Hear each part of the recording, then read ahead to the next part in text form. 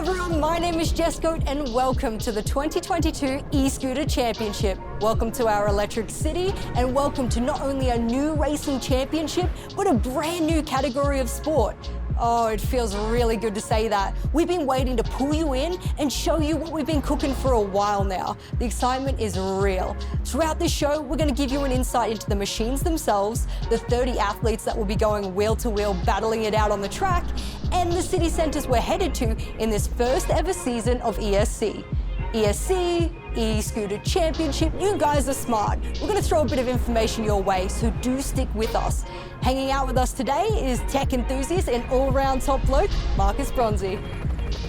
What's up, Jess? I am gassed to be here. I'm buzzing. I'm so excited about today. I'm so excited about this new sport and what we have in store for us this season and beyond. Absolutely right. Can we also give a shout out to our Electrik City? This is pretty sweet and it really represents the values of the eSC. It is a glimpse into a potential electric future and it provides a platform for us all to stay connected without having to consistently be on the road. And let's be honest, it's just pretty badass.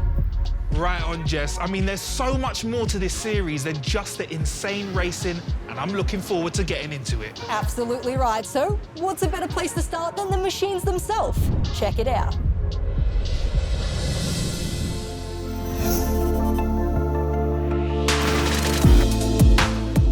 We've been watching, listening, learning, researching, designing, creating, tracking, sourcing, building, charging, testing, redesigning, rebuilding, retesting, and recharging alongside the world's leading tech and advanced engineering companies.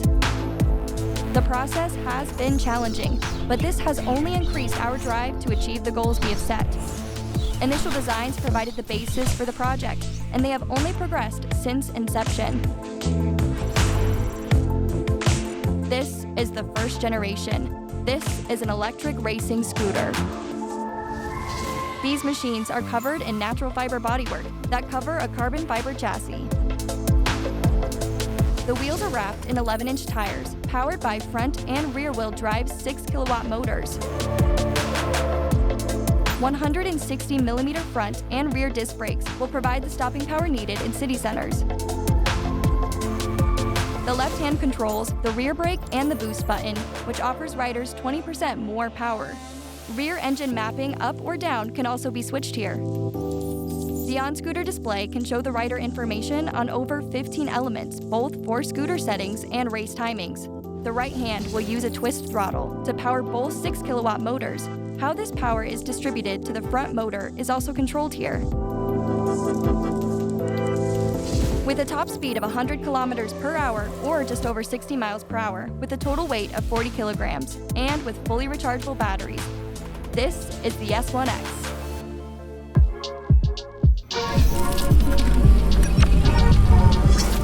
Ooh, chills, chills, chill, chill, chills. The S1X is here.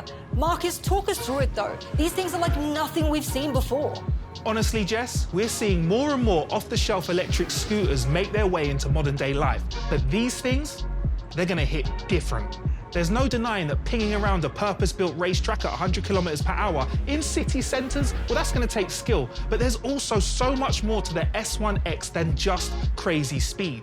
Being able to change the power distribution between the front and rear wheels, that allows the riders to customise their riding experience. The ability to change these settings, or mapping mid-race, adds a really cool element that might just set those competitors apart. Right, the speed is key and how you use it even more, but navigating a lean angle of over 50 degrees, that's just a whole other element. Honestly, Jess, the idea of seeing lean angles at over 50 degrees in a downtown environment is really something new, especially with the other riders either side of you trying to take your spot at the same time. Right, we have to remember that we are used to seeing scooters as a method of transport. These are going to be racing. Exactly. And if you feel like 100 kilometers per hour is not enough, there's a boost button. 20% more power is nothing to be sniffed at. It will not only provide the obvious speed increase, but it's really important where and when the riders use it. It's going to be a beast that they're going to have to get used to, both in terms of racecraft and the physicality. There is never only one thing in mind when working within the eSC. Throughout the S1X creation process, the team have been building out a technology roadmap, giving the series long-term technical focus and direction, as well as investigating potential crossover opportunities for the adoption of race-derived tech into road-going electric scooters. There is so much to get into, so who better to give you some more quick-fire information on the series than some of the riders themselves.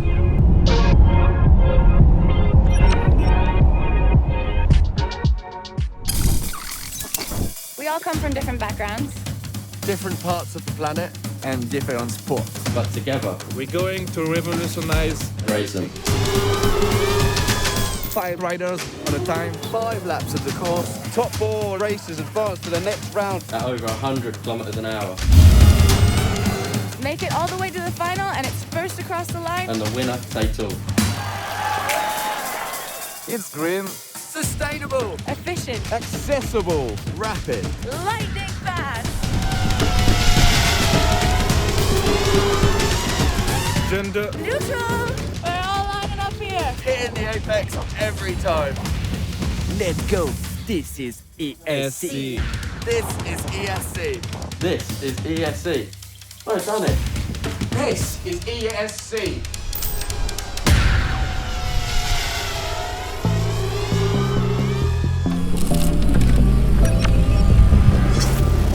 Great to see some of the people involved in this fantastic series there. We will get more into the who later, but Marcus, the why is so important for us here.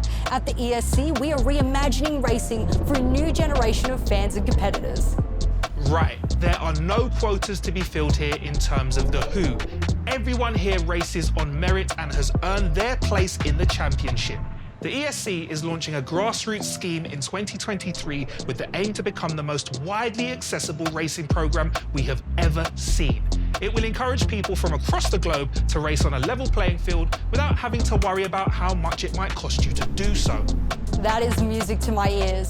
And not only are we looking to include people from across the world, we are creating all of this with impact upon our world firmly in our minds. The eSC is putting sustainability at the heart of everything they do. Everything these riders will do on the track will have real-world relevance and contribute to the micro-mobility revolution that's happening in cities across the world as we speak. Yes, this is racing with a purpose. Now the who. The riders in the eSC come from all different sporting backgrounds. And without further ado, let's take a look at our first rider to watch. My name is Whyte. I've been riding a bike competitively for a long time. I love competing. I was out of competition when I first heard about eSC. So when I had the chance to get back on 2 wheels and compete, I was involved. I'm a professional BMX racer. I raced internationally for Team GB for just under 10 years. I got involved with a squad when I was around 14, and then I was involved in a squad ever since I retired. I feel like I can pick up sports pretty quick. Not that I'm good at every sport, but when I take part in stuff, then I like to get involved. So once I got the hang of it, I started to enjoy it, and then my competitive side came out. I think it's just a case of getting on and just getting stuck in. Trusting the scooter, trusting the tyres. When it comes to the boost button, I think it's a case of, who's going to see this video? I'm not trying to tell everyone my game plan, because I'm trying to win. No, but we're all in the same position, like we're all learning. Well, this is the way I see it. If one person's going to get better, the way I am is I'm going to now get better because I'm pushing to chase or learn from you. And I would separate track from off the track, and obviously when it comes to the track, there's no friends on the track. Sorry.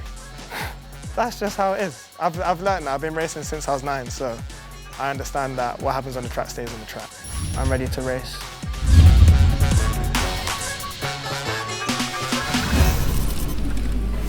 Marcus, Whyte is in, a former Team GB BMX rider with a real drive to compete. He's definitely one to watch, right? The thing about Trey is at such a young age, he's a Team GB BMX veteran. He comes from two-wheeled racing, but not only this, he has experience in short, sharp sprint races that are spread over the course of a day. He's going to be a real contender. I know off the track, he spends a lot of time coaching and mentoring young riders at the South London BMX club that he came up in.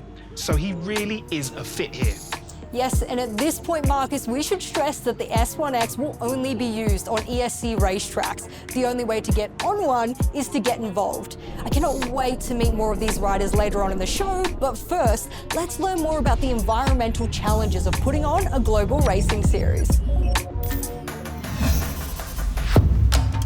The ESC is a sustainable organization. Sustainability is the future, and it's really incredible to be a part of one of the very first sports with focus in micromobility and sustainability. We can change the way we travel in our cities. It's making the future of our world a better place.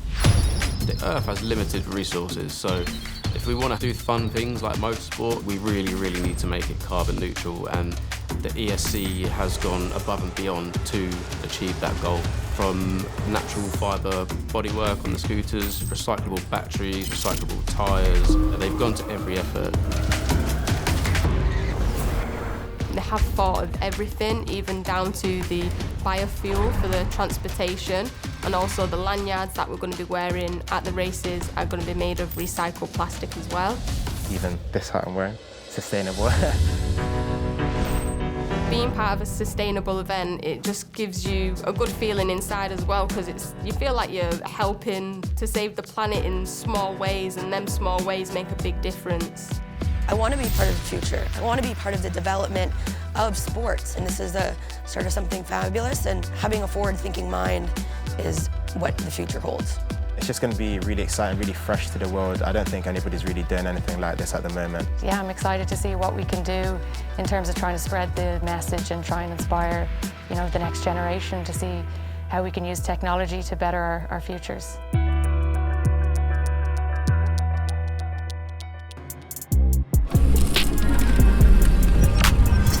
Amazing stuff there. Be sure to head over to the ESC.live and onto ESC socials to learn more and keep up to date as the season progresses. So Marcus, I need to know where the racing is taking place. The calendar is dropped and the first 2 races have been confirmed. You're right, Jess, and very lucky for me, race number 1 is coming to my ends, London. We're going to be racing around Printworks. Oh, right in your stomping grounds. Printworks is a real cultural destination. It first opened its doors as an event space in 2017, but before that, it was one of the largest printing factories in all of Europe. And now it's an ESC racetrack that has both indoor and outdoor sections. What I love about this place is the original vibe is still there. The machinery, the print presses, the industrial chic, it's sick. Unreal. Next up after London, however, is Sion, Switzerland, known as the most sun-blessed town in the country. Let's hope it comes through when ESC arrives. See, this is what's going to make this such an interesting season. The difference of styles, not only in surroundings, but the tracks themselves, is really going to test the riders. Going from the blind corners and tight corridors and the changing light conditions of Printworks to a picturesque setting filled with castles, mountains, and delights of Sion Old Town. What a great contrast. Too true. These are going to be crazy races. We have France, Italy, Spain, and the USA making up the final 4 races, with these locations to be confirmed in the very near future. Right, next up, let's see how the riders have been preparing for season 1.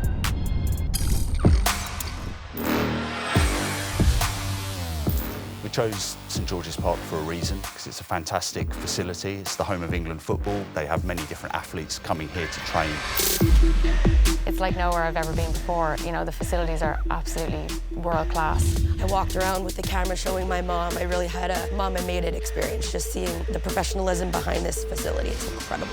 Practice makes perfect, feeling perfect after practice. Need my jersey and the Raptors. We're here to run these guys through their paces, to give them a good initial understanding of how they should be approaching their human performance. So we've done some fitness assessments and we've done a range of different training sessions. All right, so just gonna go for 10 minutes, okay? We've run through general strength and conditioning, general aerobic training, and then we've also done some ESC specific exercises as well. So working on proprioception, balance, coordination, reaction times. It's great to understand, the different types of training that are needed for the ESC Championship. Hopefully my own athletic background will serve me well. Right, guys, we're getting into this a bit more now, okay? Suddenly getting harder, that level 4, okay? Come on, push. I actually got to train with an Olympian for the first time, Nicci Daly. Yeah, she really put us all to work too. She's just an incredible athlete. It was just really unique. Today was tough. My back's in bits already. But if you want to be the best, then you've got to take part in stuff like this. I mean, you've got to work hard. Bike session was tough, but the circuit training was good. It's a little bit more high intensity, so it's a bit more what I'm used to, and I'm excited to kind of get back into a training environment and have a purpose to train for.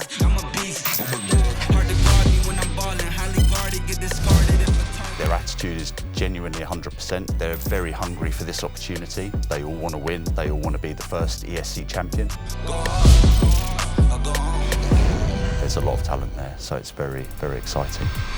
Our performance directors behind the scenes will be working with us and helping develop our performance. It's a really great asset to have on tour with us all year. My advice for the riders who are going to compete this season is to really become a master of everything, to take on as much information as they can and leave no stone unturned. Understand themselves first and foremost, but embrace all these things that we're talking to them about, nutrition, training. So just to accept that they are an eSC rider, a professional athlete, and all the, the great things that come with that, and really give it everything they've got.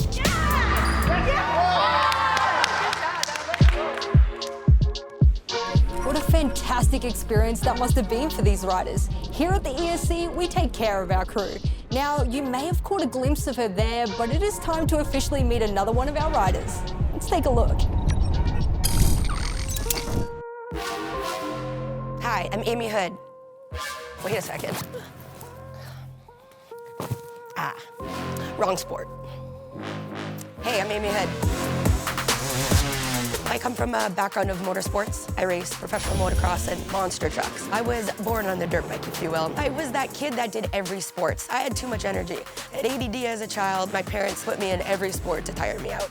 I was a gymnast, a swimmer, a diver. I got my black belt in Taekwondo. I just did everything under the sun. But I was given the opportunity to pick what I'm good at. Find your passion and follow it. And that's driven me to constantly evolve, constantly adapt, and change careers as I get older, as I get wiser. I was bullied really bad in high school growing up. It was really challenging for me. And sports was that outlet that I had a home, I had a place. I could be my true, authentic, weird, wild self.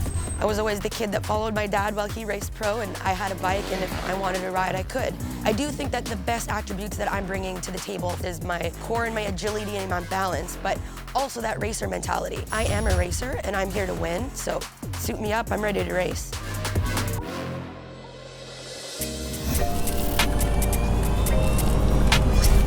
Okay, hold on. I think I counted 6 sports or disciplines Amy mentioned there. I know, leave some for the rest of us. Unreal, that's what I call impressive. All right, so let's pull 2 out that might be the most relevant.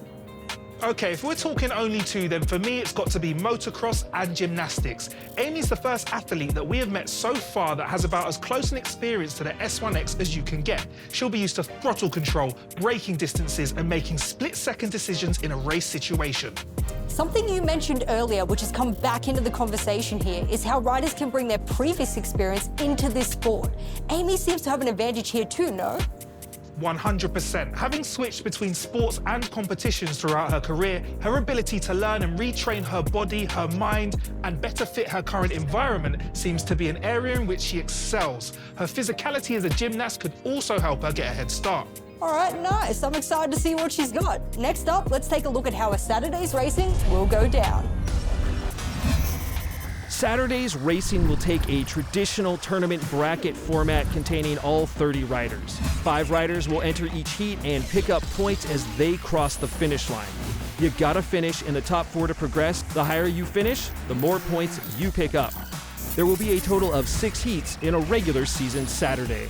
And we will say goodbye to the rider that finishes in 5th place. The 24 riders that advance will make up 4 quarterfinals. Each race in this round will contain 6 riders to make the track feel even tighter. The top 3 finishers in each race will progress. This is the round that halves the field. Time for the riders to make their presence known.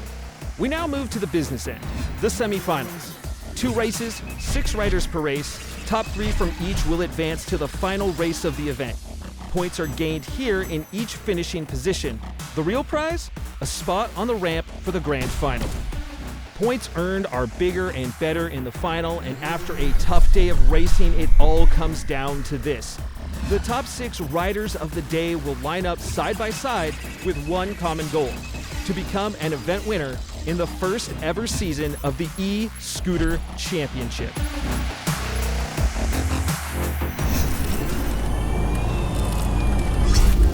Okay, that is going to be an intense day. Marcus, that is a lot of racing. That may seem like a lot of races, but we have to remember they will only last around 4 to 5 minutes. So they'll be fast and furious, and they will keep on coming. Also, that also means there, Marcus, that every single race matters, right? Yes, every race matters, and there are points available for every finishing position. Not only do they go toward the individual rider championship, but also rider points will be combined into a team competition. Bang on, there is always something to fight for, so you have to keep pushing no matter your current position. There are 10 teams that have selected their athletes through a draft process, and we will be meeting those teams at the first race in Printworks. So make sure you join us in May to find out more. Now, time for today's final rider to watch. My name is Nicci Daly. I'm a 2020 Olympian, 2018 World Cup silver medalist with the Irish women's hockey team, and I've had a passion for motorsport since I was born. My dad was a racing driver. I spent every weekend watching him compete, and my uncle Derek Daly was also a Formula 1 driver and IndyCar driver. Just seeing the competitive element of it, coming from a small country like Ireland and making it all the way to the world stage, really inspired me. I was always very sporty when I was younger, and hockey was the one that sort of really challenged me the most, and I felt this is the one I want to really pursue and see just how far I could get. And getting to the Olympics was the end goal for me, and it was the first time we'd ever had an Irish women's hockey team qualify for an Olympic Games, so it was really special to be part of that. I want to focus on physical training, learning more about the scooter, racing as a sport and the different techniques, how I ride the scooter. Like, that's going to be a focus for me, is how well I can adapt and how quickly I can progress. I think that'll be a focus for me.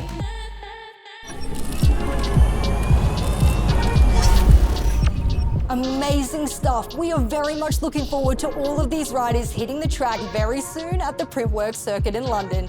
Now, unfortunately, Marcus, this is all we have time for. No! Oh, I was really just feeling like we got things going. I'm looking forward to seeing more of the racers, more of the racing, and more of the scooters, of course. But you know what, Jess? It's been a pleasure. Thank you. Thank you very much, my dude. And of course, I know it's been beautiful in this Electrik City. I'd be happy to live here, to be fair, and the racing hasn't even begun. Thanks again, Marcus. You've been an absolute pleasure to have by my side, and to everyone behind the scenes working hard to get this racing series onto the city streets. We will be in Printworks London for the first ever race of the eScooter Championship. The wait is nearly over, so we'll see you on May the 13th.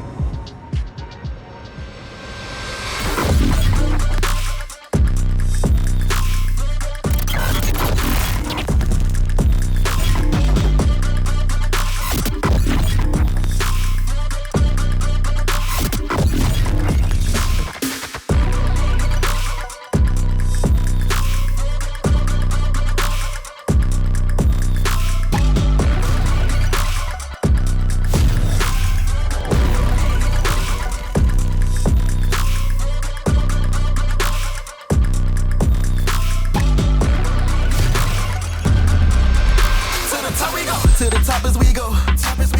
This is our show. You either can get down and lay down in sometime wherever we go. We rock and re-roll. It's obvious though. The people they way down the playground, we poppin', just look at our glow. Baby, we all in the game. Lately we all off the chain. Crazy, we fall from the pain, but they still calling our name. Straight from the bottom we started with. Now we're becoming the parliament. We came in, we saw it, we conquered it. Now we welcome you to our conglomerate. To the top we go. Tell me who gon' stop us though. To the top we go. Tell me who gonna stop us though. To the top we go. Tell me who gon' stop us though. To the top we go. To